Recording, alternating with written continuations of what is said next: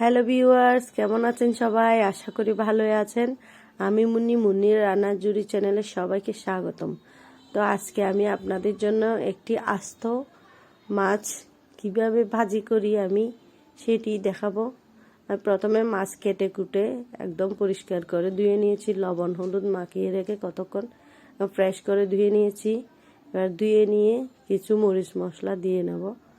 প্রথমে এক টুকরো বড় থেকে এক টুকরো লেবু দিয়ে ভালো করে মাখিয়ে নেব। লেবুর রস দিয়ে, লেবুর রস বেশি পুরাতন হয়ে গেলে আবার তিতা হয়ে যাবে, এই জন্য একদম ফ্রেশ লেবু কেটে নিয়ে ভালো করে দিয়ে নেব।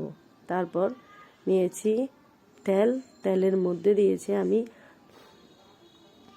হলুদের গুঁড়া, মরিচের গুঁড়া, ধনিয়ার গুঁড়া, জিরা গুঁড়া, এগুলো দিয়ে ভালো করে মাছটাকে মেরিনেট করে নেব। আমি সাথে আরেকটা মাছ ভেজে রান্না করে নিয়েছিলাম, কিন্তু আমি মাছটা একদম করকরা করে মানে রান্না করার জন্য ভাজি করছিলাম, তাই এত যত্ন সহকারে ভাজিনি। ওই যে ছোট মাছটা, এইটাই আমি ভাজি করে দেখাবো।